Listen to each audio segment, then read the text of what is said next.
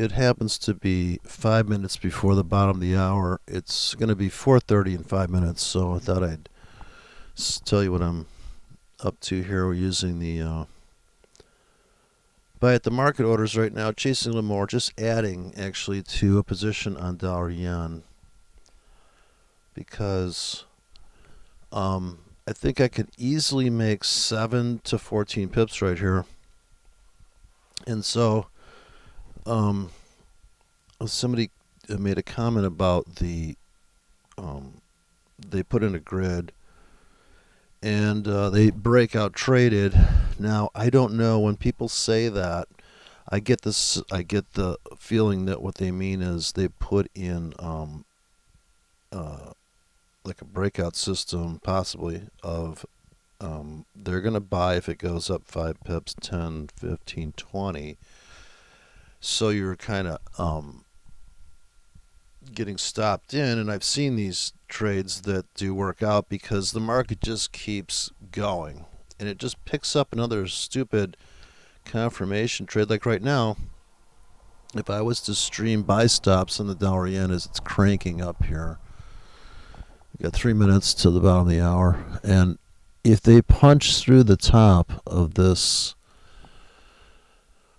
little cluster of bars back here, so I'm just going to go back to the most important thing on the chart right now is and it is like the 7 bar look back, but I'm looking at the 2 bar look back, the 3 bar look back. They all mean something. In fact, the one that means the most to the breakout trader that trades the 4-hour breakout, and we have a doji right here, a hammer doji at the 100-yard line on the infamous dollar. I'm sorry, it's dollar Swiss. Okay, I'm in the same trade. Well, see, dollar Swiss. I don't trade this; doesn't move enough, so I'm looking at my dollar yen chart. It's going up. So there's another thing is that whatever chart you're looking at, you're like, okay, well that the dollar's gaining. Now it is not always true that the dollar and Swiss and the dollar yen are moving together like this. Okay, they just trapped some breakout traders on the 4-hour yen. So this you would have to trade very big because we're not going to make those kind of pips here. We might make it to here. I'm saying that we got to get out here at the Lonely Wick and here. Let's take profits. This is the next cave-in zone.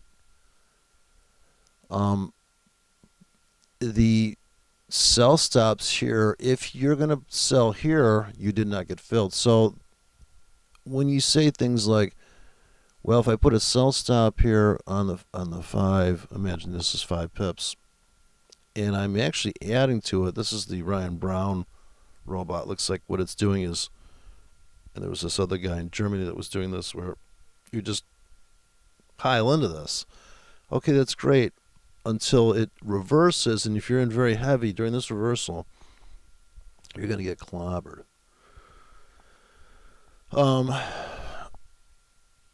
And as far as the limits, now, even on this chart and this little bit of data here, we only have about 20 bars of data, so you have to try to describe your trade plan within the confines of this. If you really want a super dynamic system, it's going to be without the wicks. You're going to have open to close is small. So the ATR of open to close, instead of the true range of the bar, there has to be an element that is aware of this super dynamic. It's more dynamic than the range because the wick has destroyed the breakout strategy in terms of momentum. In other words, this is not momentum. This is a spastic move, but momentum is the body. So a small body means loss of momentum. So people use colored wicks so that they can denote that this is a down. Okay, this is a down bar. This is an engulf. It's also an inside day. If you know what an inside day is, it is a bar that creates. It also creates a flag because what you're doing is you have a smaller bar and the previous bar is larger, so you're inside there. It's also giving you a 2-day hammer, right? So an inside bar, it's kind of like this translation, so that there's probably 100 names for the same pattern.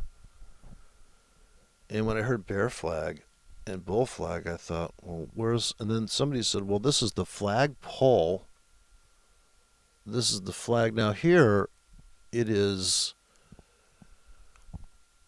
The biggest deal here is loss of momentum in this small body. So right there is a good entry window, north or south.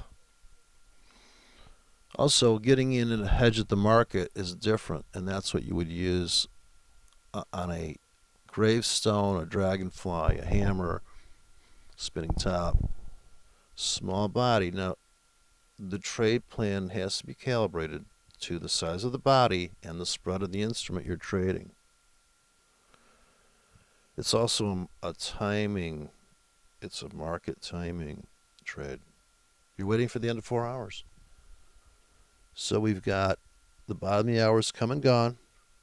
The dollar yen's going up. I know we're not on the dollar yen, but see, it's funny how if you have a position in the market, you see that trade. It may be inconceivable to see the other guys trade, and if you're also a person that's trying to build a robot based on curve fitting the past, this is the fallacy in that is that what if the dynamic range kicks up and all of a sudden you have no trades available and you're missing out on a good move because you don't have a trade plan on how to hop on a train. So every 4 hours here, if you're waiting for a 3.5 pip body, you can still have a 20 pip candle with a 3.5 pip body. And if you have that, and you have the trade plan for a 3.5 pip body, you're not going to see a lot of those, and you probably will have to go scanning. Maybe you could do it on the hourly chart, but now the spread's going to beat up your. It's just not worth it. There's 6 bars a day on a 4-hour chart. There's plenty of if there's only 2 good bars per day on this, there's only 2 very small bodies available on the daily chart. So you could go through 2 currency pairs and you've already got double the trades. So if you have dollar yen and okay, so dollar yen looks like it's gonna break out this triangle right now I'm looking at. And my triangle is based on line charts. Because I cannot see a triangle. I really cannot see a triangle in the when I'm doing the candles because I'm really looking at the bodies, so my brain cannot take in the unfolding support and resistance game that goes on. And like a Wyckoff chart is typically a line chart because he describes accumulation distribution as zigzags. Anytime you see the market barely moving, so that also the small bodies are the zigzag.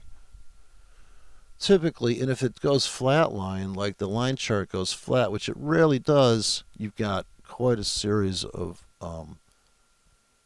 nobody's interested in that price for whatever reason, whatever bank conspiracy in your mind makes it okay to accept chaos, I guess is what you're really doing. You know, it's kind of like religion. People want to, oh, it's okay. See, here's the daily chart. Now, not as many trades here on the daily chart. Some whoppers, though. I'll say that, you know, for the no-nonsense theory of end-of-the-day trading, I'm getting in on the open matches the close here.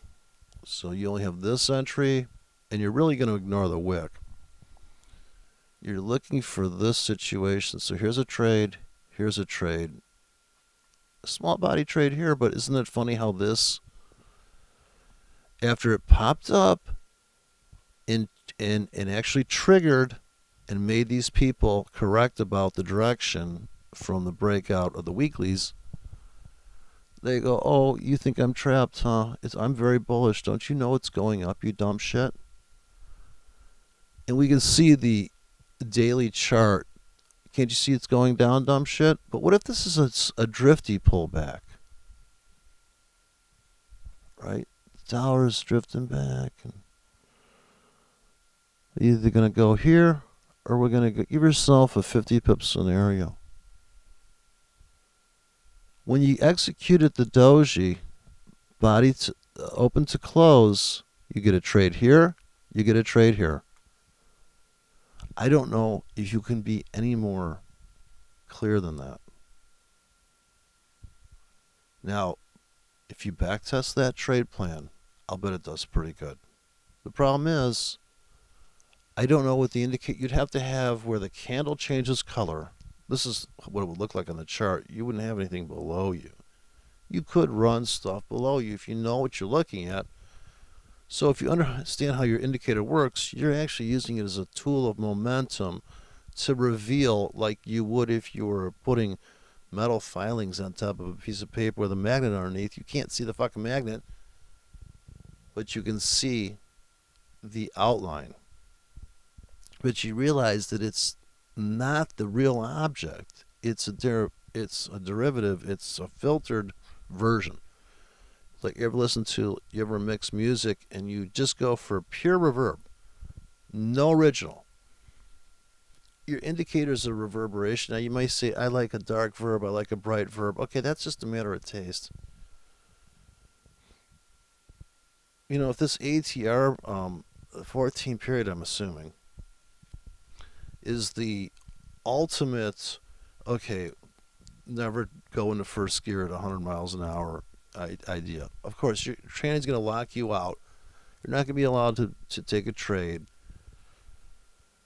and do something stupid because you're so stupid, you know. You don't even know the hot from the cold, you know. If anybody's ever dealt with a faucet that's installed backwards, like so somebody puts in faucets here and they really don't know what the fuck they're doing, so they get the thing project done, but it's inverted. You got the cold on the hot. So they're like two hots. They both turn in the same direction, or they're inverted, this fancy sink bullshit that people have where they got these levers on there that are like, well, don't you know you got to fucking, like, it's a joystick bullshit, right? What the fuck is that? Dude, just give me a spigot on each side. Doesn't even blend together. You know those sinks? Hot is here, cold's there, and they should never meet. But then when they came out with the fucking combo Y-jack, that, what? So we're breaking out here. We're making a bum rush, I think, into the opening. So it's Tuesday, and you usually get a very dramatic move on Wednesday, and people switch teams, and it's either going to be the swing low of the week Wednesday, the so-called stop hunt of the larger time frame, looking back maybe 9 bars or whatever this is. I don't even count. I just looking. Each bar back is so important on the daily. So there's pressure building up here. We have buy pressure. There's stops to be hunted here, and there's stops to be hunted here on the dollar. We're in a triangle. Don't need to have fucking 80 bars. It's very fucking obvious to me. We drifted down. The bears are in control. Not too in control. Can they tip it through this window? Bang this. Take these stops out. All the bulls will get stopped out. So will this guy. So will this guy. These guys don't exist anymore. They got stopped out here.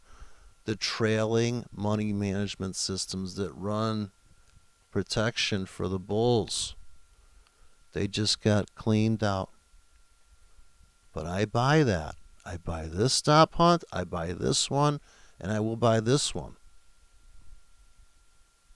I'm actually underwater on this trade a little bit. I'm in here. Still in this trade. I think I'll let this one go. Let me go to the dollar yen, which is I'm really in this one because it's moving bigger and it needs more room pip wise. There's a brutal color on that. Background's just drive me nuts. So I'm trying to I don't know how these monitors look compared to my tablet looks a lot deeper colors in this thing, so it's kind of hard to make a nice looking chart here. I like green, color money there. Whatever color that is. So another thing is the color matters. The background of your chart is very important because psychologically, you want it to be an enjoyable experience. So at this top of the 50-yard line, you pull back 100 pips to another 50-yard line. I believe this was the scalper's window. We've popped in there. This is 3 days down. Very fast. Kind of unsustainable. This rate of change here, and I don't know if there's a rate of change meter, but typically, and it doesn't mean that this always happened because here it happened, but look at the wick after this pullback. Look at this trouncing. This is why if you buy at the market because it's down and you figure you have not bought the lowest low, you are going to put the limits in here, you capture that. For Elliott wave, just an isolated version of Elliott wave, this would be the low and close would be 1, 2, 3 is the biggest wave, 4. And then this is the problem. This is the extension. That has to be the extension wave. And once again, the wave count starts over. This is 1, 2, and 3 has to be the biggest wave, 4, 5. That's how you count Elliott wave. It's never going to be like, you can't count more than 3 waves inside of one wave. So inside of one wave, there could be a different wave count. You have to be open. You have to be open to the fact that wave 3 needs to be the biggest wave. You're waiting for wave 3, so this is always going to be 1, 2, 3. Even though this doesn't pull back 6, 1, 8, and all that shit, because it doesn't have to. Now this,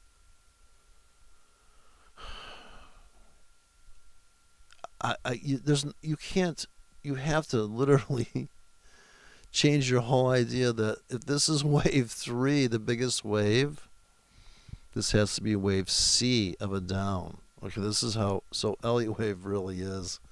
In a nutshell, what they've done is said, well, if it's a bull market and you get to the end of wave 3, the biggest wave, imagine that's the biggest wave, you have to have an A, B, C correction. And C can be a tremendous wave. That's how you describe this move. This is C. Now you're starting all over again. 1, 2, but then this can't be 3 because it should be the biggest wave. But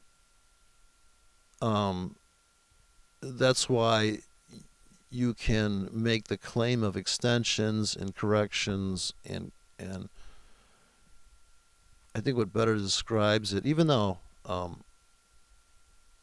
just like a moving average won't give you a signal because the market has to pull back to get your entry if you're a moving average trader.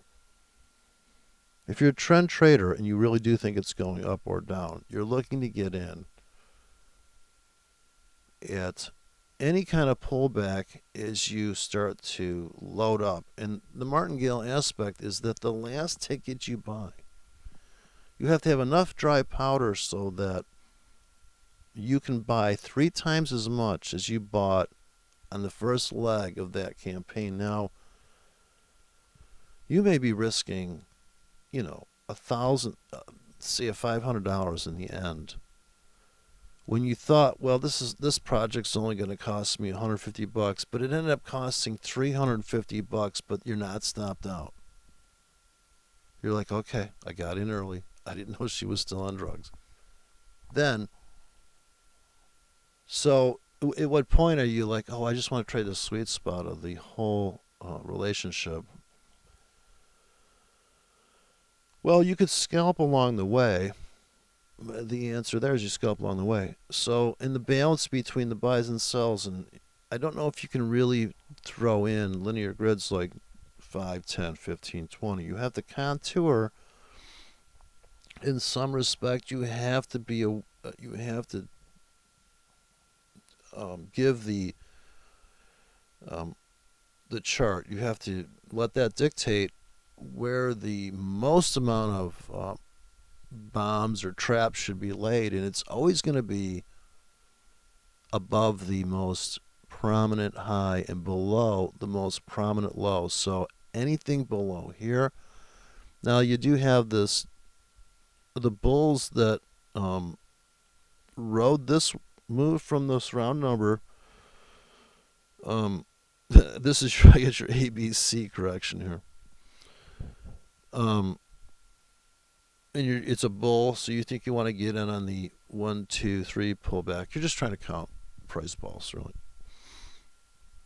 And the round number, you get in here, and you have a stop here, which is another contradiction, is that you may have a stop there, but you may actually have an entry there, say here, here, here, because just like if you chase this market, so you bought here and you're riding it,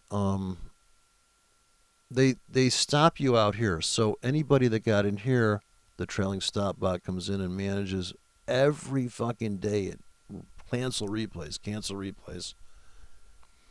And maybe, and Bill Williams might actually buy here more. So in your non-directional bot goes long here. Don't forget, it goes long here unbeknownst to the fact that he's right. Okay, he's getting in from a criteria that has nothing to do with direction. Now, I know people want to think they can get the direction right, but why kill yourself? If you put the hedge on during this super flat, really almost like a double doji, of course, we don't have. We don't see. The thing is, the line chart does not include the open, so it goes flat here with the very small bar. Just like here, it goes flat with a very small bar. Now here, if you don't have the take profits, you got to scalp to here.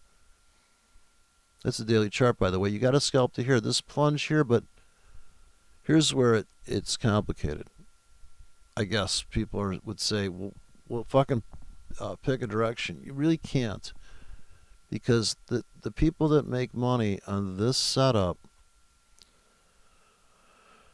their target is into the buyers, the buy limit, the market maker's entry. The stop hunters are gobbling up after the breakout. So it's a double feast. It's a dead animal. Here comes the things. Now here comes the ants. Or the flies. Everybody gets a piece of it as it explodes into. When this thing comes ripping into here, who are the first people that want to make that easy scalp money? The people that have sell limits in this pocket, in this trench, and they have huge fucking orders up here with tight fucking stops, because this setup happens over and over again. Pull it back. Now it's like, here comes the breakout confirmation. People are like, oh, we tipped in the window. Now we got to go after this guy. Now you could say that this is such a big deal, this top, and it's also the launching pad for the trend traders, because you have a small well, smallish bar. The people that can afford to get in here and write it down. Then you have the actual sell because it's up.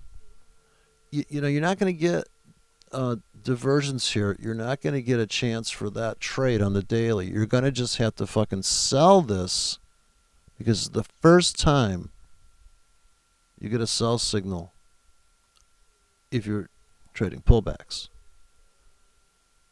You know, if you're no nonsense, maybe you got in here because it's down and you're riding it to here.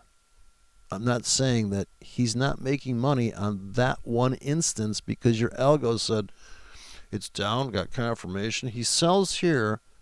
See, this is what I picture no nonsense is true brain. I don't think he's lying about he can't see divergence. In other words, he built a system that sells here and he gets out here and goes, what are you talking about?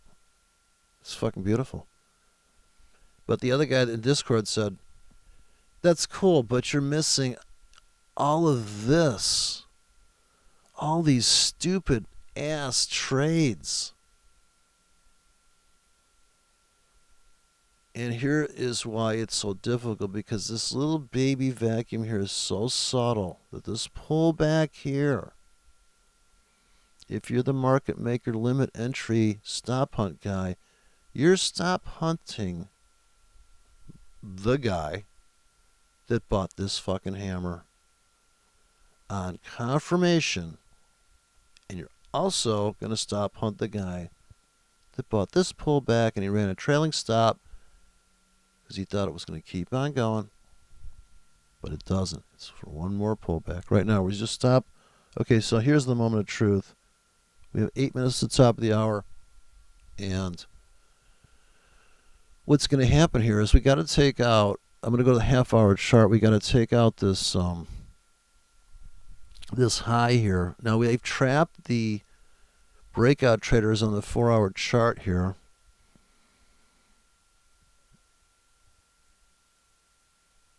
Well, we didn't quite. I'm actually going to look, and since the 4-hour chart doesn't show it, the 1-hour chart will show it. So I'm treating the 1-hour chart in a different way than a bar by bar, and this is where I think there's a lot of confusion where people do time frames, and they talk about time frames. What they never mention is how many bars in your time frame is your setup. Some people think putting a buy stop here and putting a sell stop here is breakout trading, but it's not for me on the 1-hour chart. You're waiting for this small 1-hour bar, and you're putting a buy stop here and a sell stop here. So you can at least make some kind of money if it's only a 1-to-1 ratio. I'm talking about having a system that can make money from chaos, make money from structure. If both things are running, you have a very stable trading approach because you have dual approach. You're not in one camp. You're not. So there's the moral trade, and then there's the pragmatist trade. You're doing the trade because it makes sense. You don't care about people. You just care about the price. Like, you're not buying it from this guy because, oh, I really like this guy. I get the feeling that people are using the indicators like there's some kind of fucking background check for a trade. There is no fucking way to make it other than your stop that you choose. There's no other. You can't make it safer, or you, like, if you put a wider stop in, well, you're going to risk more money.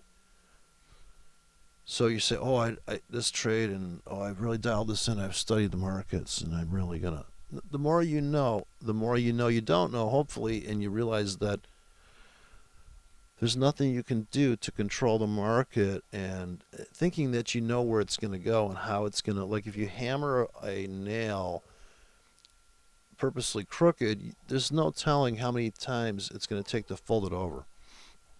Maybe you could get good at that, but you have no effect on the market like that. You can't, all you can do is trade around what's going on.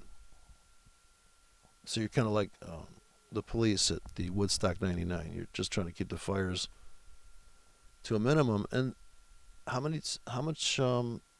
thin can you spread yourself into 28 currency pairs? Mind blowing. Of course, I guess he's doing that because his filter is so tight that only a few, you know, the girls can get through the bouncers at the front door. So apparently that's the approach there. So yeah, they for the moment, everybody's cashing out here. This is the cash out window. Here's where the sellers do come in right now on this chart, real time. And I haven't scalped out anything yet, so we have to go up to here, and we have to go after this stop. The bear stops here. There's one at the 25 here. Look at this perfect tagging at the 25-yard line. Look at this beautiful triangle forming. Now, this is another thing. You could have built and this is where I could have built a hedge here, because the market's telling me. People used to say, listen to the market, and I thought, what are you, fucking mystic? What do I get, a tarot reading for the market? And then I thought, no, it's as stupid as this.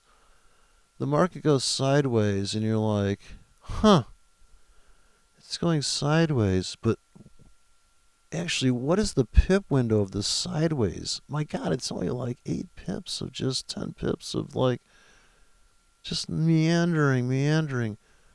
What if I have a trade plan for this situation? And before the drama kicks up, it's either going to go up or down. Now, this is a nice payoff, because what is the cause of this big move? Is no movement causes movement. So the longer you go sideways in Chopville, and in the bigger picture, this is the Chopville. This is a mess. If people are making money on this, they're probably in the 5-minute chart looking for little divergences here, and they're in so heavy and they're just out. They're in heavy, they're out. They're in $5 million positions. Yeah, there's people trading that. There's an algo coming in. I'm sure, I don't know how to write it, but we start buying this vacuum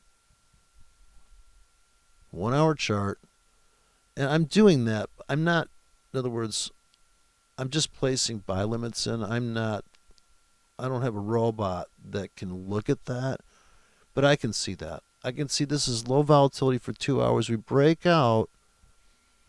It's either going to fill my limits or I got in before the breakout. So if you miss the breakout, you can still buy in the limits or sell on the limits even. I should talk about the selling more. If you sell this top, because you can see the bid here, you can see the actual fills. That was all you got to scalp out of that. But if you sold this, you were able to make that. It's hard to believe. Right here, you're up on your first. You just sold that and you're up on that. At the moment, you're up on that. Now, at the end of the hour, if we only pull back this much, you got to get out of something. Because if you live by the sword, you die by the sword. If you buy low, you buy here because it's down in 1 hour. You buy here. So in 2 hours, you bought. You've got to get out of this trade here, because you knew this was your exit. Anything below here, you had to get out here. This is the pivot. Everybody's doing that. Not everybody, but enough people see the bottom becomes a top, becomes a top, becomes a top, becomes a bottom. This trend line break, pullbacks, find support here. That's not a good trend line, is it?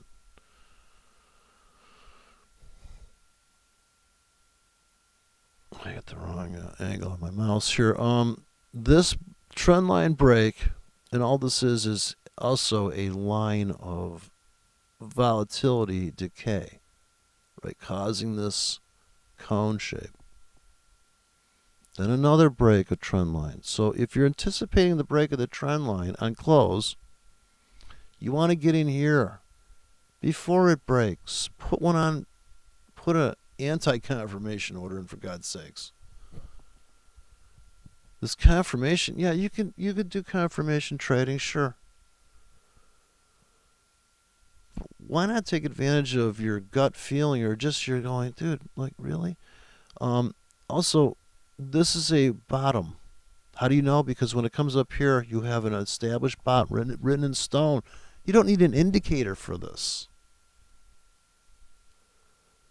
If you need to look down and see an oversold, okay.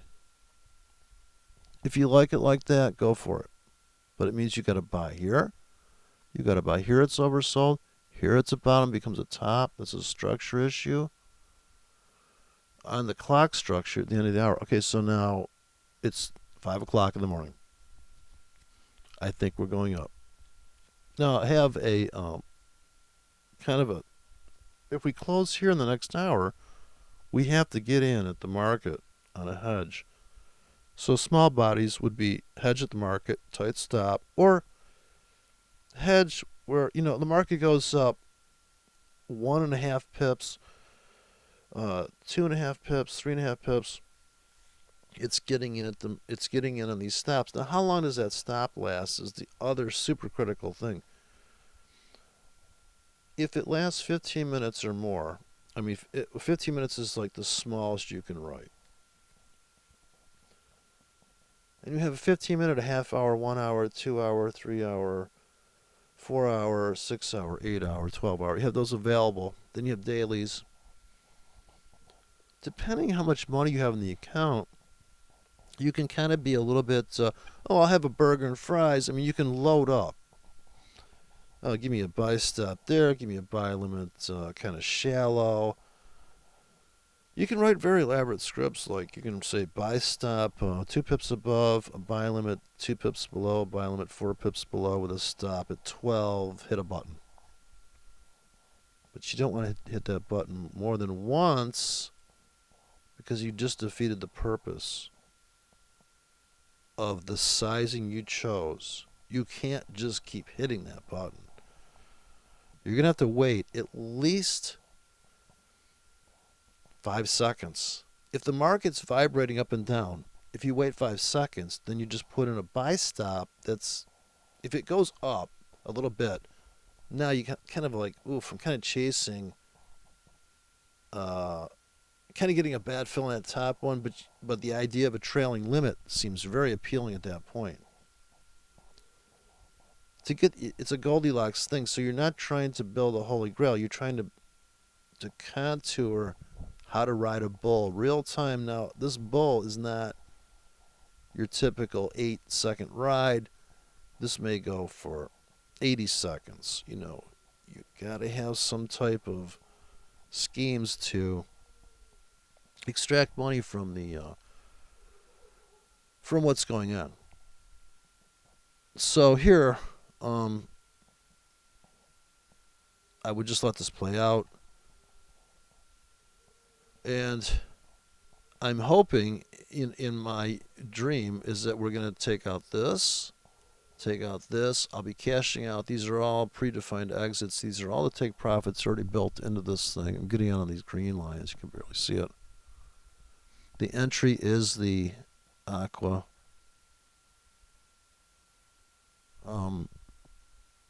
So I'm kind of tempted here to buy at the market, so I'm going to. Now, I always feel like an idiot at this point because I'm chasing. So I'm executing on my tablet. So I'm going to get into like $900 of margin here. But I'm only going to make 10 pips. So I'm double clicking with an 18 pip stop to make 10 pips right now. Okay, 861 margin. Now I'm just going to wait. So by 6:30 in the morning is a big deal too, for some reason. And we could be screaming into this this shelf here, and if that's the case, hopefully I'm out. And then at that point, what I'm going to do is I'm going to put in limits like this. So I have all this shit on the tablet. So it's going to look like this. The market goes spiking up. I'm going to get in very aggressively. I'm going to do it now with this one ticket. It lasts for 8 hours. This is kind of a dangerous trade in the sense that 6 to 18 pips is possible in this currency. So this is a 4K that sit here for 8 hours. I'm giving the market 8 hours to hit these arrows. Now, this is a little safer. This is going to be, I'm going to delete those objects. Now, this is kind of tough. Why you want more than one? You want maybe, okay, if you're trying to, say, prove you're a disciplined trader, you don't want to delete those objects right there. Maybe you want to take a snapshot of everything you do. But here, I'm just going to blitzkrieg through it because I don't want to slow. I just want to get there. You know, I don't have the patience for that. So just imagine those are still there. They are still there. I'm going to put in this deeper. Now in the guppy, this is a perfect fit. This is 15 to 35 pips with a 50 pip stop way down deep. So I'm buying at the market though right now because we're about to tip in this window. I do want to scalp. If we can pop up above here, and we're kind of, it's kind of I feel like it's a run to here, possibly, but this whole window, I know sellers are here. I'm cashing out, cashing out, cashing out. In fact, these are all just hard coded, but these may never, I might just, if we get to here, I'm hitting the take profits regardless. On everything, I'll go flat, and then I'll come in with these deep trolling pure limits, wait for the setups on the hourly or the 4 hour, whichever you have a trade plan for. The hourly is way more work. You know, there's 24 hours in a day. There may be 8 candles that you have to execute on, and if you're sleeping, you're going to miss those. So the lower frequency trading is the 4 hour, and the lowest is going to be the daily. But the daily, you're going to have to really look at the open and close and say, you know, the market's not going anywhere. It's time to get in. When the market's ripping in one direction, it's also time to get in, but I don't know if you're going to want to go in the direction. I always feel like if it's big up, it's time to sell a little bit at the market. I don't know how you could live off the daily charts alone, I suppose, with 28 pairs. You kind of, if you go to the 4 hour chart, you just complicated your life by 6x. If you just took 10 pip open to closes. Now here's where you could say I've got a trade plan with a 75 pip stop, and I trade dojis that are 20 pip dojis. At the end of the day, if the market hasn't moved, let's get in. And it could be non-directional and make pretty good money, because the times you're wrong, you're going to be making money. The beauty of non-directional entry, and of course, the beauty of layering the tickets. Even if you do 5 tickets and each are a 10K, not everybody's up for putting in 1Ks. Because they're like, what's the fucking point? You made like $3. Okay, but it's 3 times 10. And it's just a matter of if you can get up at 4 o'clock in the morning and say, okay, I'm going to do this trade here, and I'm putting the thing on, I'm going back to sleep. I can't be awake 24/7 for this, and we all know that there's going to be drama when London opens, if there's news coming out on a currency pair, and this is the beauty of being in, and I was in during FOMC and made money because I put 3 hedges on before the news came out. And this is where the ratios are critical. If you're going to do breakout strategy, you have to have ratios that are double your money and maybe 10 to 20 times your money in that when the comes out, when the news is, because if you're going to get slippage on some of these stops, if they're stacked up, it's supposed to be first come, first serve. If you have a pending that's been there longer than anybody else's, supposedly, that's the rules, supposedly. I don't know if anybody follows them, but first come, first serve. Your pending's been there longest. And I'm waiting for this pop here into the bottom of the hour. So we got this 1 hour window coming up on 6:30. It's a big deal. Tuesday, Wednesdays is just about here. It's almost like the weeks. If you can see how the week's going to finish out, you can ride the engulf on the weekly, right? So you have to picture yourself riding a big move on the weekly that's setting up on the 4-hour chart or setting up on the dailies. And of course, once you make that climax move into the resistance, or just about to tip in the window here and stop hunt the bears. So everybody's getting stop hunted in some degree. You're hoping that the hunt's going your way, that you're the hunter and not the hunted, I suppose. And there's plenty of money to be made on the hourly chart if you're willing to do the work, and your targets have to be like very shallow, 8-9 pips, but you're going to trade heavy, maybe twice as heavy as you would on a swing trade. Of course, you probably want to trade heavier than that if you're getting a good spread.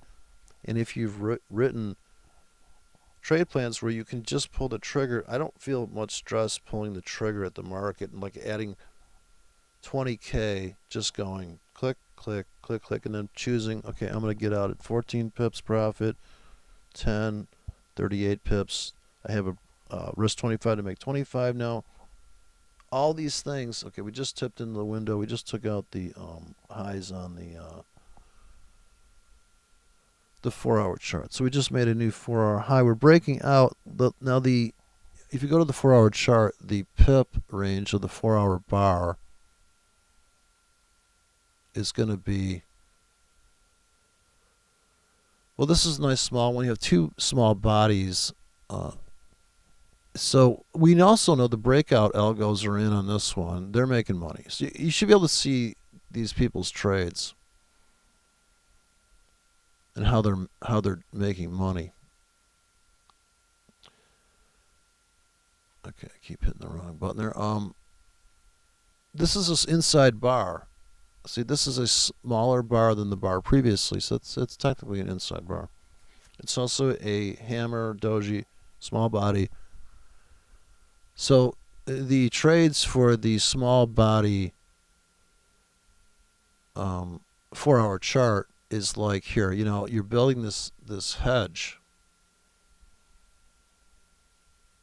at the market with the bodies. So I'm talking about 3 different styles, I suppose, or strategies. Like you're getting into the market because it's going sideways in the 4-hour, and they stop you out of the longs, but you make money on the shorts. You have very good ratios. The ratios don't have to be that great on the swing trades because you can actually have some bad ratios on the swing trades, I think, because the probability, if you buy here with a big wide stop, the probability that we make it to here and you make money on that, it's a different thing because you're on the way to that. Here you're getting in before it leaves the station, and here are the stations. Here's the stops along the way. The places you would get into swing trade naturally if you're a swing trader. Also, it looks like this stop hunt here, when they took out this low, you got a decent reaction here in 4 hours. Then here comes your small bar means that you would put a buy stop and a sell stop. A small body means you probably want to get the fuck in right now, either directionally or non-directionally. Here, this strategy or this technique is confirmation pound entry. Like you have a sell stop, buy stop. You are short now. Unless you trail your stop super tight, you're still short, you're still short, you're still short. And how do you manage that trade? If you got in here, you have a small body, so your market orders cashed out, you see what I'm saying? You're trading maybe two things at once. Like so, I'm watching this Penn and Teller thing. Penn and Teller fool us, Penn and Teller, and some of these magicians come up there and they do like 8 techniques. They do like 8 classic things, and Penn and Teller go, man, you did like 8 tricks there. That's what this is. Just like, I guess, if you're playing bridge, you take a trick, or with these games you take a trick.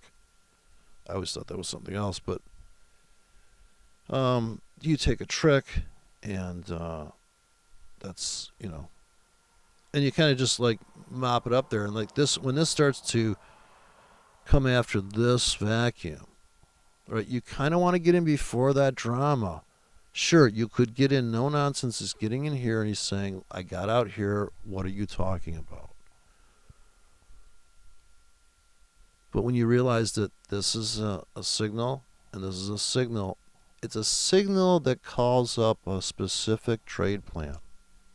It's not just a signal, a binary signal, buy, sell. And why in the fuck would you put an ATR filter on this? Or a moving average filter on this? Why would you? Well, you wouldn't. If you may feel safer having the 20 EMA say, well, okay, you could trade. Okay, it's just that your 20 EMA is gonna kind of fuck you, because it's gonna lag when the market turns up. It's gonna lag on you. So yeah, you could have a 20 EMA and you only trade rallies into it, and that's a perfectly good system until it's not, because you can't see the so-called banker accumulation here where they're manipulating it down so they can find enough to trap all the retail guys down here.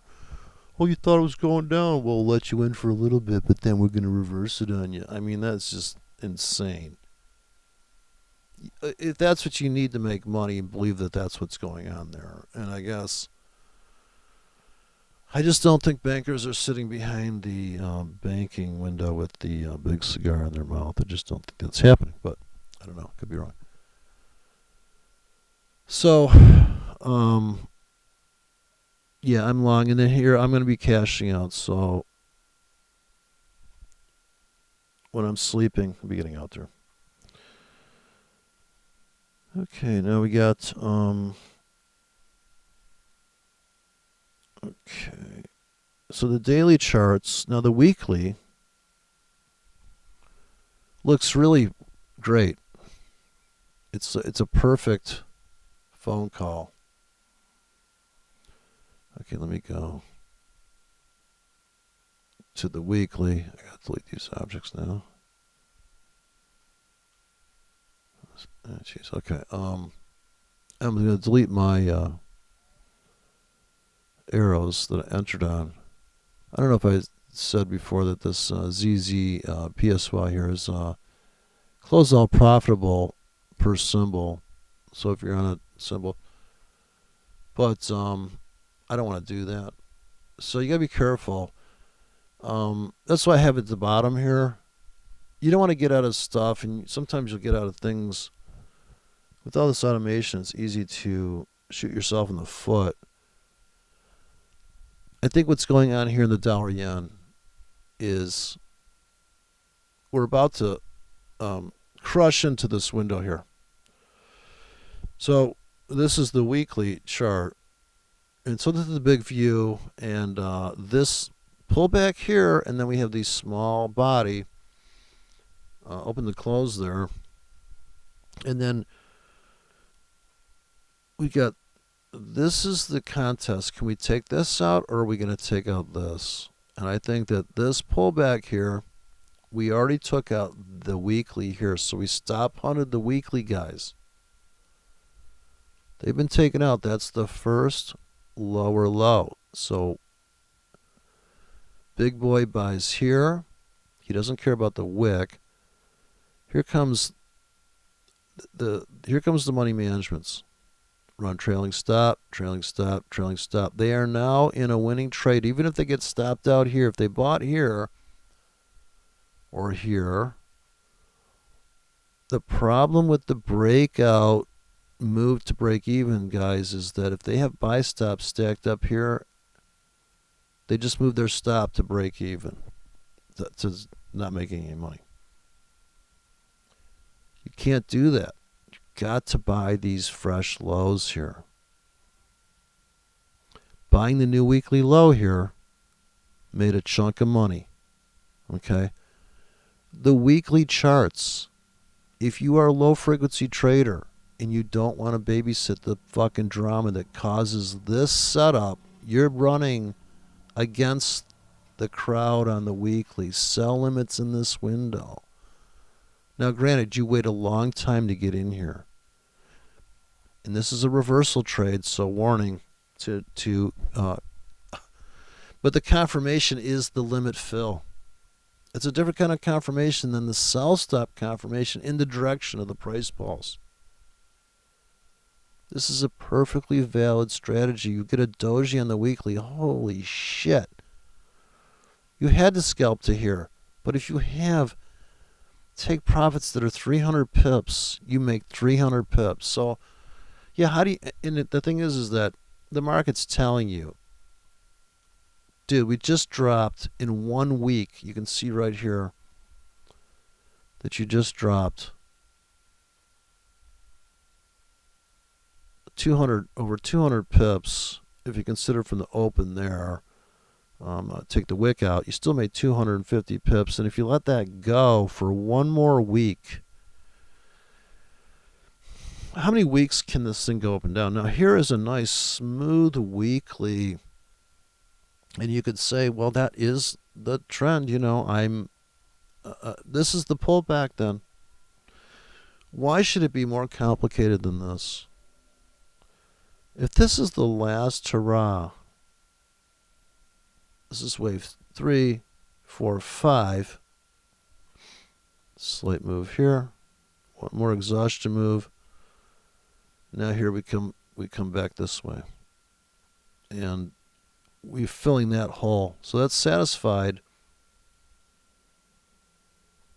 But the dynamics change so subtly. Like this kind of thing here, it creates an opportunity when it gets noisy. It's a different kind of setup. I don't know if you see what I'm talking about. Because the problem is that when you do have the 20 EMAs on the weekly that look like this, okay, it's all well and good, but you're really missing out on some of these tremendous. Okay, you're going to trade this one because it's in the direction of your trend. Always trade with the trend. Why? If that's what people are doing, maybe that's why retail traders lose. Because they do dumb shit like let their profits run and trade with the trend. And we don't trade reversals. We trade confirmation. We get a blood test. We get background check, credit check. So it's risky, and trading, for the stance that it's risky because you don't know if you're going to be right, I guess. Okay, so we're breaking out right here. I'm cashing out right now on the dollar yen. We're in my cash out window is coming in here. And then I'm going to take a power nap. But right here, this is a 12-hour top. And this is very steep to here to here, and then right to the round. I'm cashing out into that. I want to make at least $1,000 on this trade. I want to get the account up to $3,000. So I started at 2,000. I've been to 1,400. I took a drawdown of 500 buying into this, all these plunges here. So I bought at the market pretty heavily here. So on Friday I loaded the wagon. Then when it lower, I bought more. Okay.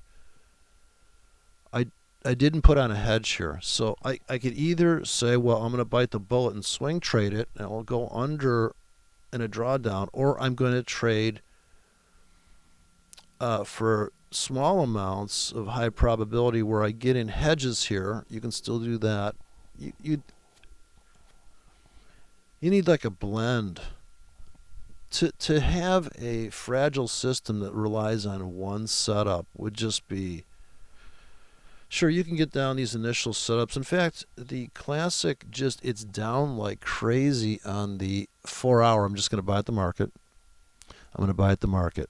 I only buy at the market if it's down 25 pips in 4 hours. That rule does not apply anywhere else on here. It only applies here. Now, this is your losing trade, so to speak. Although, if you come in with the hedges after this one ticket that you bought at the market, you have an at the market order for big moves at the market and small moves at the market. If it's moving at the market smallly, tiny ways, you're going to put on a tight hedge or a tight directional trade to the downside. Tight directional trade to the downside. It's going down, isn't it? It's having a hard time railing. In the most crudest, simplest terms, without putting moving averages on. At some point, you're going to let go of moving averages, because right now I almost tell you that the 7-period moving average looks like this. The 13 looks like this. The 20 looks like this. The 30 looks like this. The 50's out here. The 100's out here. What the fuck do you need all that shit for? Okay, we're just about to cash out here. As soon as we tip in this window, I'm out. Now, I don't know if I'm going to hit $1,000 up on this one price pulse here, but if we get to like $3,000, then hopefully I get to 3,200 by here. And if I'm only using about $200 of margin by this point here, I'm going to come in with limits trailing below it, and I'm going to hold those as my swing trade, and I'm going to come back in with limits right here. In fact, as soon as we pop in this window, I'm going to come in with limits that are 15 pips deep into this thing. So I'll have my hand on the trigger here, and I will pull the trigger at this point. I will say, okay, I'm going to go 4 hours. Even right now, I'm going to do it. 4 hours. 10 pips deep, but this is 15 minutes, 10 pips deep. So when London opens, I might do that. Right, when London opens, I might. Now, this is really aggressive. Half hour. Look at the sellers already coming in because of this window's been tripped. Don't forget, there's sellers here selling. I think I barely got out of anything here. It has not moved enough pips.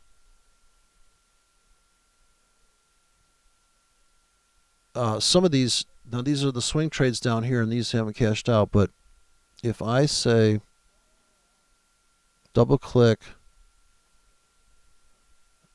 this is really aggressive, 4 pips away. I mean, this is like, but this is a half hour, so I can hit all 3 of those, and I feel confident that in a half an hour, if we come down here, I like that trade. Like if we pop back there in a half an hour, if I go to the half-hour chart, so to speak, it doesn't look as possible as it does on the 4-hour chart. On the 4-hour chart, it looks like if they lasted all day, they'd probably fill. On the daily chart, it looks like I'm getting it at the market. So every time frame. Okay, so the bottom of the hour is coming in 1 minute. People are going to get the fuck out. They're cashing out right now. You can see it. We're going to complete this bar in 30 seconds. But I'm going to hold because I'm on the 1 hour. That's the half hour is going to update here. Boom. So we just updated. People sold that. I guarantee you there's somebody that sold that. Now I could cash out right now. I'm up $700. I could cash out and go to sleep, or I let it ride. I'm going to let it ride because, sure, if I was going to get in a little bit of a position short, but do you really think we can't take out the last half hour at 5:30 in the morning on a Tuesday? So I'm going to let it go for another half hour. Now, if it does go screaming up, I'm already cashing out. Because if it comes after this price, I already have it laid and written in stone, and it's going to get out of a ton here. See how these are all packed in? Now, these are all double clicks. None of this was hand placed because I got enough diversification. I do have some of these are duplicate. But yeah, I want to be up $1,000 as we crush into this window. It should be like that. We should have that here. So this is the tallest vacuum, and here is the last notch. Here is where everybody's selling into that, because it's going to be crazy. Then we could expect to pull back to this, into here. Even here, sellers are going to come in here, and they're going to want to pull it back to here. Confirmation people come in here. The line of scrimmage is right there. At the end of a half hour, if this pulls back just a little bit, pick out the market order that has a tight stop. The amount of this pullback determines the stop on your ticket on the half-hour chart, real time. You don't look 7 bars back. None of that matters. That doesn't matter. Imagine you had that rule. 1, 2, 3, 4, 5, 6, 7. Oh, can't take that trade. I don't know. Joe said that he got in here, and I said, did you count back 7 bars? 1, 2, 3, 4, 5, 6, 7. I don't know. Gee, I don't know. Check your C1 and C2. Can you imagine flying? I guess that's how you fly to the moon. It's not rocket science, people. It doesn't work like that. Well, we built this thing. Yeah, the moon's going to be there in that same fucking orbit. These things are constantly moving. You can't build shit like that. I mean, how do you explain this move? Look at this. Everything's going just fine here, just swimmingly. This is the half-hour chart. Yeah. Your robot, while you're sleeping, could put a buy stop and a sell stop in that, scalp that. But how is he doing if he doesn't get out of this trade or actually go flat after a big move? Hopefully he's cashed out, or the big move makes that robot, which I didn't think about this. You could have a rule where after the breakout, a big move, it gets everything out, win, lose, or draw after a big move. So maybe it's not hitting your targets. Your target's down here, but it made a big move, so it just goes flat. Then here, it gets back in. But now maybe it's over trading. So that's why, and of course, the dream of the bot would be, you have bots that are so specific, they only do one task. It only gets blonde coffee. The other one gets dark roast. You can't have it's coffee for everyone. Nope, some people want cream, some people want sugar. It's got to be tailored, because the marketplace is completely... Now, I think we're going to keep going up here. So even though this is up and you're going to sell, well, I guess I am going to sell. If it goes up any more than this, I kind of want to get to 1,000 here before I stop the video, but sure, I mean, in focusing on one pair like this, it really loaded in. I have one trade out there in the dollar Swiss, and this may not be moving. See, this is moving against me. So the idea that these move in concert is bullshit. Look, this is a beautiful buy here. It looks like to me on the euro to the dollar, right? This looks like the obvious 25 pip grid there, right? So 25 pips to here, and we have pressure building up on the euro. We got this situation, fragile trend line here. To me, it's an auction below here. They came in, I talked about this in the earlier video, is that your breakout bots would get in here. You're kind of trapped short. This is why you need more than one ticket. Maybe you need 75K that has targets here and targets here with stops very tight, and you can run them at this time of day. We just made a new high and took out last half hour's high in 5 minutes. So the 5-minute traders are in. So in the videos I've done on a 5-minute chart, and you go into Strategy Tester and you kind of call out the trades here. So I'm going to call them out real time here. The real world, the 5-minute chart. Look at that pull back there. So look at this thing screaming. Now it is also, okay, the 5-minute charts are updating. So this is kind of tough sledding here. This is why a little tough, but you see the auction here on it's a completely different, you're not trading breakouts in the sense that you're kind of trading the fake breakout here. This double, there's like a CNN breakout here, CNN just in news. That trap there, and so it's kind of nice to watch that happen if you're sitting there, but you don't have to be on this time frame because this stuff will really disorient the shit out of you. Like if you're on the 5-minute chart and you're trying to trade this from breakouts, you're like, oh, I just made some money. You're just really going to get obliterated, even with this tight spread.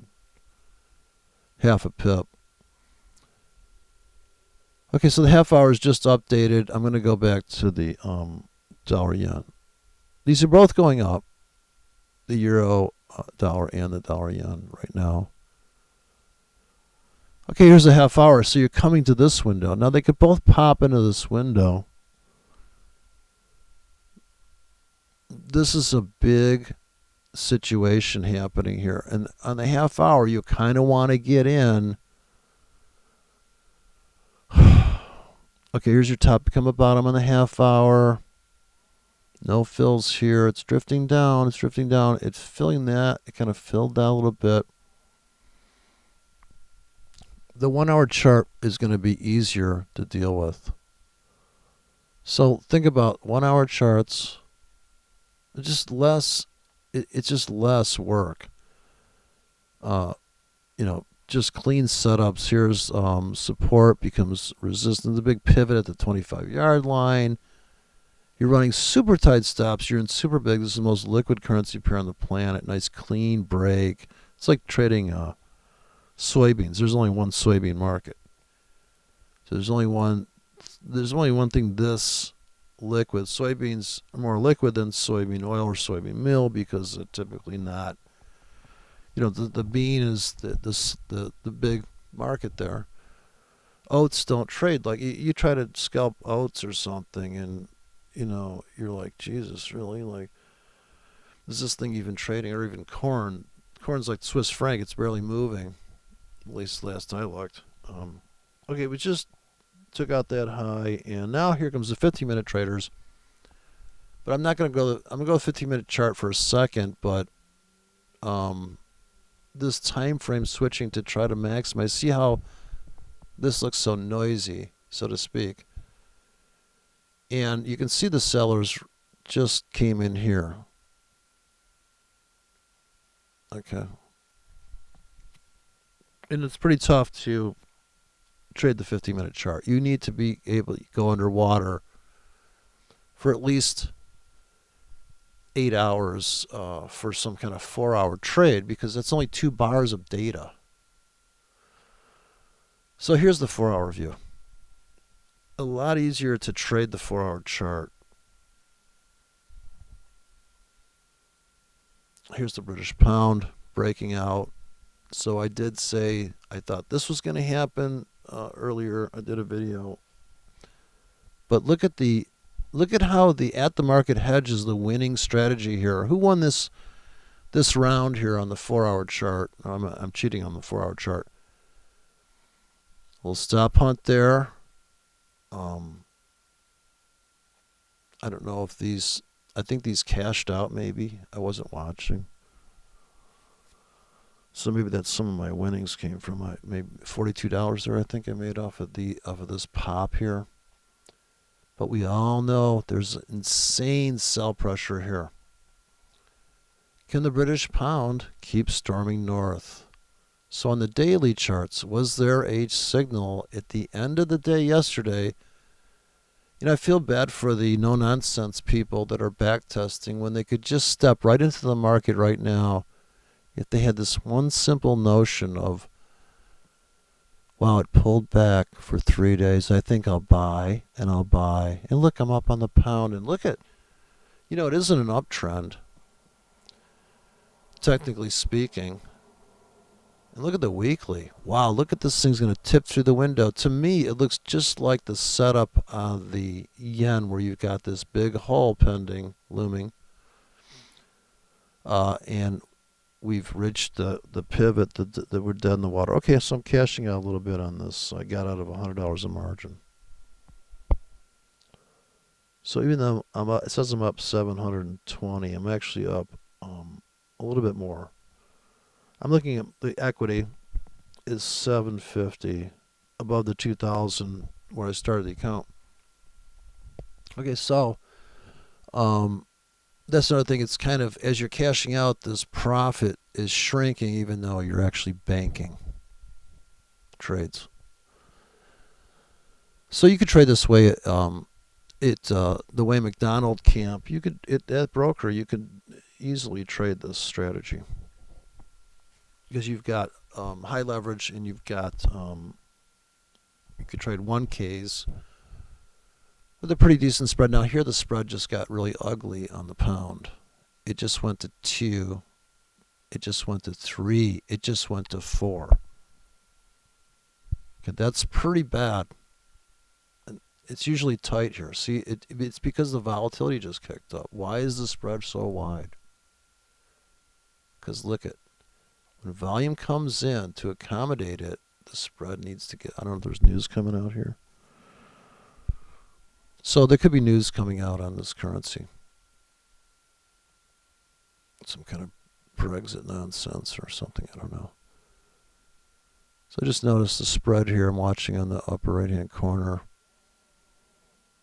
That it gets vicious to accommodate the volatility. It's the lag. All right, so I'd be out of that trade. I'd be out because I know the sellers. If I'm a seller for the scalp, I should be short right now off of this wick. Okay, I'm up on that trade right now.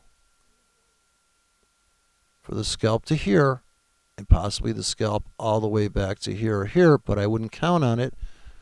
Wouldn't count on anything in this market, so I'm just going to have it unfold where I know I should sell if I'm long, and I could initiate new sells here,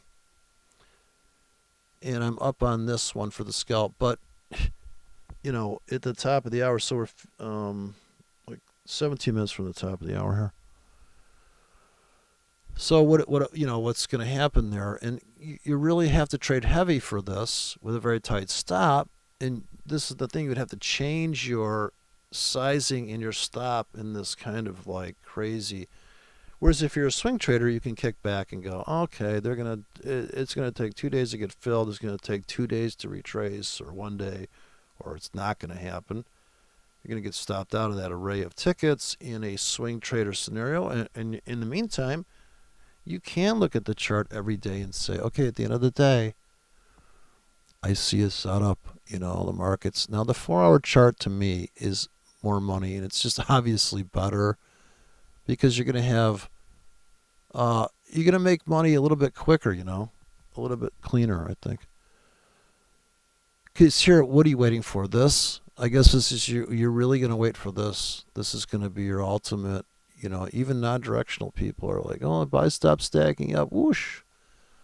Nice clean trade, 1 day, took 4 days to set up. You got a top, become a bottom and close. Everything comes together. It's the perfect world.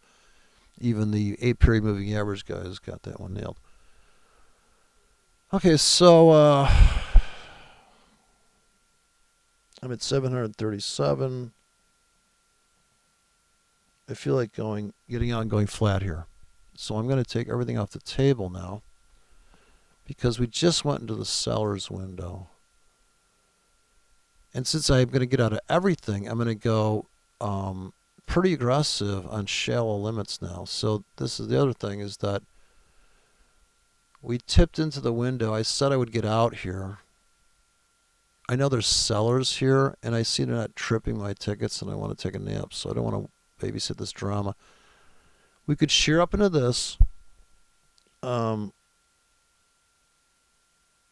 I think I'm going to take the 737 and get out right now and come in with really aggressive, very close to the market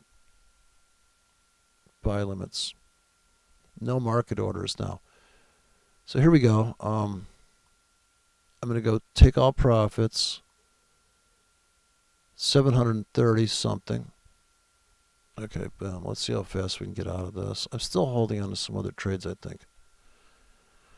This boat broker's pretty fast at getting me out, so we're peeling it off the table. Now I'm at 717. So that's what I hate is, and that's why I didn't get out of that Trader's Way trade, because look how long it takes us to get out of this. So I'm just sticking to my. All these winners are going to be off, and then as soon as the last one's off, you can't really hit this market order right now because you have to, or these limits, you can't hit them now because you have to wait for it to cash out, or it's going to say, wait, do you want us to get in now? And I'm going to come in with the most aggressive thing I can think of is an 8-hour 6 to 18 pips deep with a 30 pip stop. We're still cashing out. And it's pulling back a little bit, so I kind of missed the sweet spot there. I'm only up 709 now. And this is the kind of trades you miss, because this is the ultimate sell. That's the top of 12-hour rooftop. Okay, I'm almost out. I got my finger on the trigger. Immediately come in 6 pips deep on limits. So I'm waiting for that last ticket, and boom. I must have something in the background lingering. So pure limits, and I'm going to delete all objects to show you this trade is the 8 hours, 25 pips apart, which I think is kind of ridiculous. I don't think we're coming down there, but I'll just throw it in there for fun. I want to get as close to the market as I can now. And if I'm going to sleep for 8 hours, 4 hours, whatever have you, now down here I have the singles. And I'm going to use the singles because I can pretty much hit all these tickets. These are all single Ks with very 15-minute orders here. So I'm just going to go through. I'm going to put a 4-hour 5 pips deep, a 4-hour 8 pips deep. Double your money, 15 pips stop to make 30. Here's the 8-hour 9 pips. And now I'm just going to go like every one of these really deep. And some are 30 minutes, and some are 2 hours, some are 12 hours. And I'm just double clicking. But the nice thing, you can just double tap this on the tablet. And this is a daily order, 20 pips deep. So I'm really going to load up here at 5 pips deep, at 6 pips deep, various time expirations and various everything's there. All right, so it's going to be like this. And these are super deep in the singles. I don't think we're coming down here, but we could drop 20 pips in 8 hours, 3 hours, 20 pips. So I can go back to sleep. And if they smash this market down into the opening of the United States, okay, I made $700 basically in about 5 hours.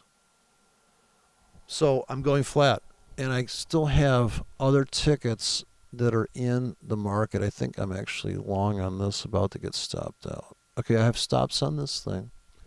I'm not worried. This is going to lose like $10 here.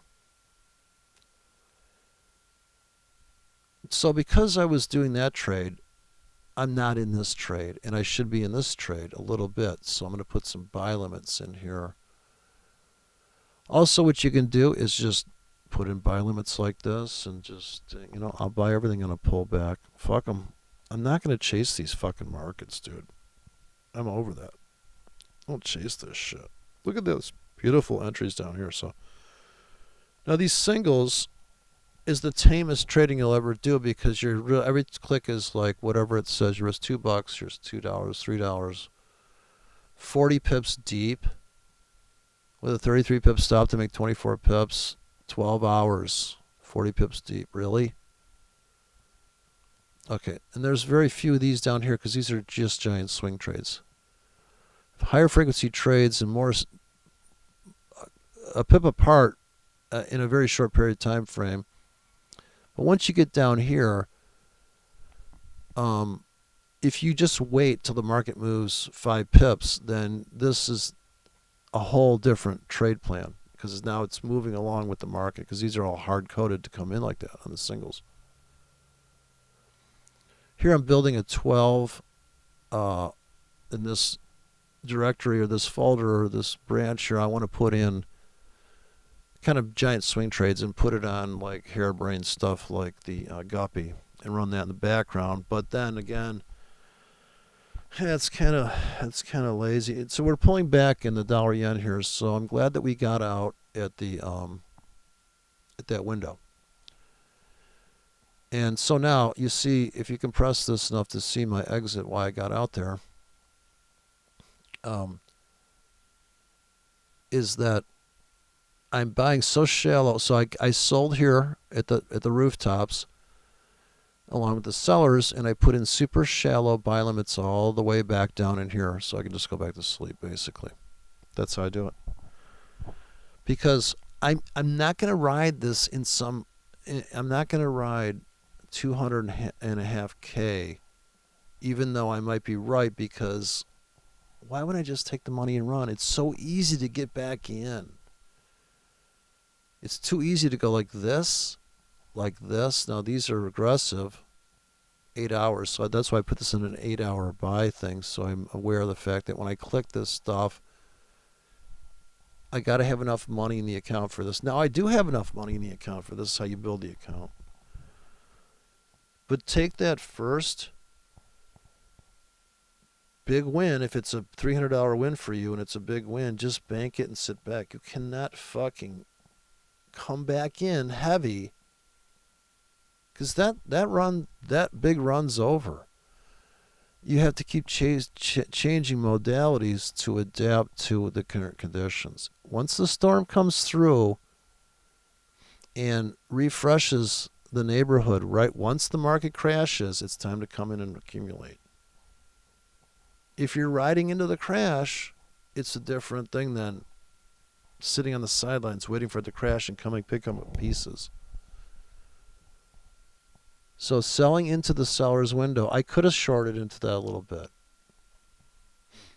But everything has to be incremental because a little bit of a sell here, sell. You're up here. You're coming to the breakout confirmation window. If they pull it back to here and they launch up and you don't get out of these shorts, right? So to have a strict to say stuff like, well, every 5 pips, okay, you can do that on some stuff.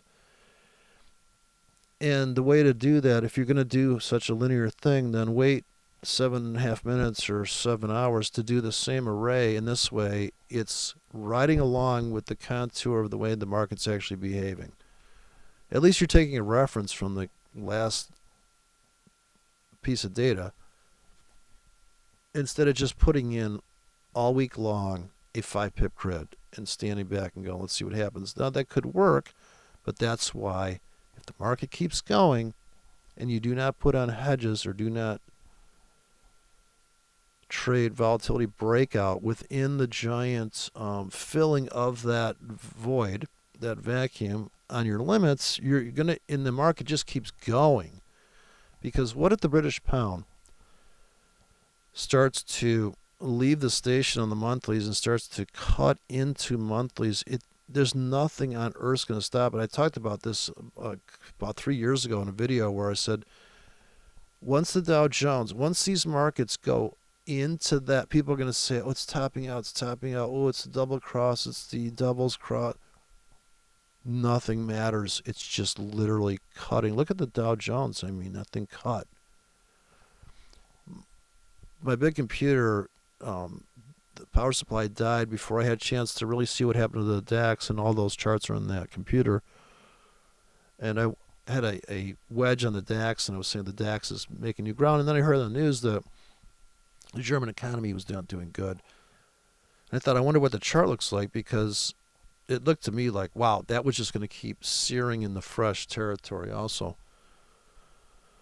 I haven't got filled on any of my limits here, but I suspect I will. I put many a different diversification. I've got 15-minute guys in there, 2-hour guys in there, just a hodgepodge, and it kind of made it so that on the tablet, when I run down those tickets, I can just go click, click, click, click, click, click, click. And what I've done is, for the comfort level for me, is I created a parachute. I created a cloud to catch a falling knife, but I've got like big clouds, short clouds, different, all sorts of different things in there.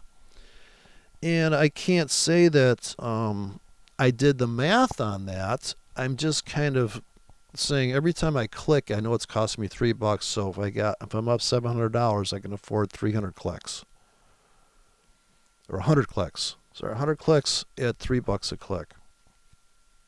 And I'm just gonna be a slob about it. I'm gonna trade a high resolution pullback. So high res orders are placed. Hopefully no duplication. I'm going to capture that window. So that's my whole scheme there. Capture that window. And if we make $100 or $300 or $700 or we lose 100, or we're down $300 in a drawdown, we scalped a little bit, and now the hedge, the breakout trades, the non-directional trades are kind of paying a little bit. They're taking the edge off of the limits that are see, you're overfilling on limits. Well, what's the cure is that you did put on a hedge. And even in this structure here, when the market goes sideways, I could put on the hedge trade, because it may be a continuation trend trade. If it's confirmation, if a true confirmation, it's only going to get picked up on the long tickets. So at this point of the chart here, when it was quiet, I could have put on a hedge. I could also buy at the market, which I did. I bought the market. I talked about it an hour ago. So I did say, I'm getting in, and I said in the video I just did 8 hours ago, dude, I'm getting this this is it. So, but I actually am now saying I'm out, because it's the time, it's 6 o'clock in the morning. So in 2 minutes here, so 1 minute, we got 1 minute before the top of the hour. It could keep going up, but I'm okay not riding it. If I want to get into something now, I would get into the pound, because I do think they could pull this back. And if that's the case, I'm going to start trailing more limits. The market can't move in a straight line, just like it can't go sideways. It can't move in a straight line forever in one direction at the same velocity. It looks like it does happen on quite a screaming move, just the same way it goes sideways forever. It seems like forever. It seems like it's pounding in one direction. So if it's pounding in one direction, what can you do about it? Well, unless you're going to be on the 5-minute chart and jump on the slight pullback and trade big enough to make it worth your while, you're probably going to try to snare. I'm going to try to snare limits and change my whole mode, so the strategy is constantly changing based on what's going on. You have to, if somebody needs their muffler fixed, you don't try to repair you don't go for a whole retrofit. Whatever it needs, if it's a natural phenomenon, the markets are supposedly this natural organic thing. Okay, so at top of the hour, boom. Now I can put on a hedge right here. And I might make some money as we pull back. Since it just kind of stopped there dead, without going to the 5-minute chart, it's just the end of the hour. Also, I could sell because it's up hard at the end of the hour. There is a trade for that, right? What's happening right now? There's a trade for that. Now, can you go back test that? Is it going to work? Well, it's contextual in some degree. When did this price pulse happen? Is it 6 o'clock in the morning that it went screaming up? Or is that 8 o'clock at night that it went screaming up? It could make a difference as far as where we're coming into the territory. That trade is available to sell at the market here. Maybe you scalp to here, but you're already short on limits here. And maybe you sold one at the market and you're slightly short. But if it comes to here, are you going to buy? Yeah, you're taking profits into the other guy's buy. So everybody should agree about what's happening. Sure, I'm riding it to there till you get to there so I can get in here so you can get in there. I'm going to get in here. You're going to get out there. Everybody should agree about what's going on. And everybody's algorithm should be completely winning. For the time that thing is able to do that one maneuver at that one size on that one ATR, and if you put all those filters in there, I'm just saying, you put all those filters in there, you're really reducing your opportunities. Sure, you're reducing your chance to lose money, but we're not here to try to save money. We're here to win and lose and win more than we lose. We're here to lose. I used to say that a lot. Get an account and blow it up. And I only said that because you just have to make it okay to lose money. Who would do that?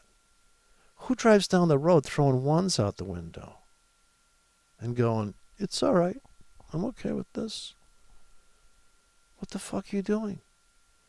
That's why trading's nearly impossible to the person that wants safety in their life.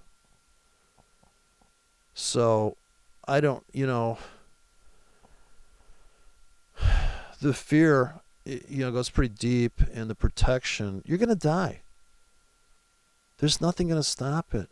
Now, certainly you could live it up and say, I'm going to die, so what the fuck, who cares? Let's just go out and get hammered. Or you could try to be preservationist and say, like this poor 12-year-old chick crying like a fucking baby on TV, like, the world's on fire. Oh my God, get this bitch a safe space. Hurry up. Who abused this kid? Who programmed this child? With absolute malarkey. Complete head's full of bullshit. And she's crying on stage. And my totally fucking retarded friend on Facebook is like, oh, look at her, what a hero. Hero for what? Retards? Oh, she's so cute and kind of homely. And listen to her voice, and she's got this accent. It's so, dude, I thought I was watching Saturday Night Live when this chick comes on TV. And whining about, you're going to put a price tag on my future? I think people are trading with that. I'd love to see her trade forex. Get this bitch to trade forex. Good Lord, the bitches are getting younger and younger, aren't they? So I'm getting filled finally on this. Okay, so the bears are taking it into my limits here. I mean, yeah, the world's going to blow up, honey. Hopefully not by the time I can double this account. So that's my big approach to my way to deal with volatility is to trade very small tickets in diversified arrays to do what the market tells me to do. The only thing that you have to, the guy kept saying submit in the Discord. It was so funny. You have to submit to the markets the way it's going to treat you like a rag doll there. Accept it. Put the orders in appropriately. And it's going to take a long time to overcome the pain of maybe not being right or the pain of losing money. It's only two things. It's either your ego is going to be hurt or your wallet. And maybe both. And maybe when your ego's like, dude, I figured this out to some degree. In the wallet situation, the greed factor as opposed to the ego, you're going to, I wish I would have done a bigger trade on that. Well, next time, there's always next week, there's always the next 4 hours. And I just have to make it okay that if anything happens, it's all okay, because I'm approaching this from a pure click risk. I risk $5 on that market order. I risk $3 on that market order. I risk $3 on that limit. I risk $2 on a stop order. I've got a total risk of $14. There's $1,000 in the account. We're not going to get rich in 40 seconds, but when things come together and we have those windows of opportunity, which are when the market's quiet. So if you look at the 4-hour chart, you can see the Asian breakout. On all these charts here, we see the, let's see, go back, what the fuck here? It's, go back 2 bars, 8 hours ago. You could say that, okay, put a buy stop here. I know people that trade like this to make money. You put a buy stop here, a sell stop here. I got filled long. I'm up on the trade. I let it go. Or I cashed out. I'm done. Small bars, get in here. Small bar. Small bar. Not everybody's going to be selling up here, seeing that this is a place to sell. And maybe you're mechanically trade. I call it mechanical trading when you just look at the range, the current stats, and put a trade on.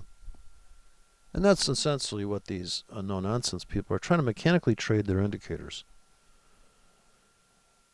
And stick to their rules and blah, blah, blah. It looks like we're going up here. I'm not in that heavy, so what I'm going to do is I'm going to buy a little bit at the market here. And I'm going to put in some... I'm going to let those limits go. So here's where it's hard, because now you have to say, you know what, it just pulled back. I don't think they're going to come back into my limits. I'll buy a little bit at the market. And now I'm going to rebuild the position.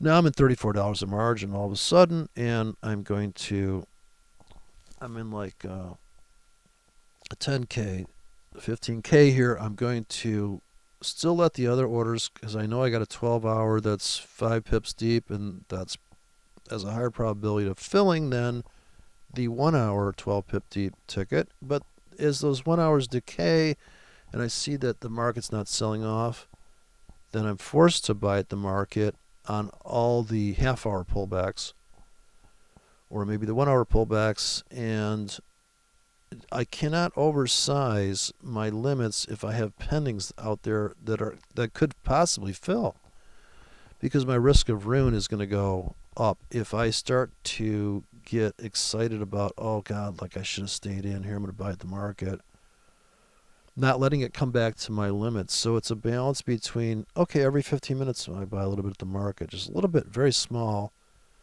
in comparison to what's pending. If I'm buying a 1K every 15 minutes, it's dropping, but I have 30K pending 10 pips deep. Okay, so you have to think about this whole thing. But if you're on one currency pair, it's easy to think about all these tickets. But if you start going, oh, I got this in the background, that, I don't know who can watch all that shit. And when the markets explode and it goes not the way you thought it was going to go,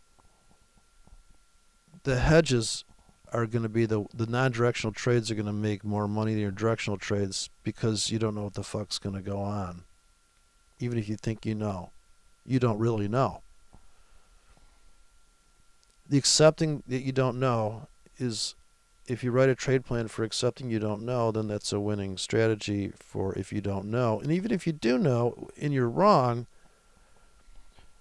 okay, so when the market just popped up there and I said I'm going to go flat, I'm getting out everything I'm in. Even though I think this is a good trade to the long side, it's you see you're contradicting yourself, and people say, well, what the fuck would you get out of a perfectly good trade for? Because I'm in so fucking big, dude. It's a scalp. It's also become a scalp because I'm in so big. If you can change your size dynamically, you'll survive any situation. Because if you wanted to buy just one Bitcoin back in the day, you're not in heavy. You're not psychologically committed to the swings of that market.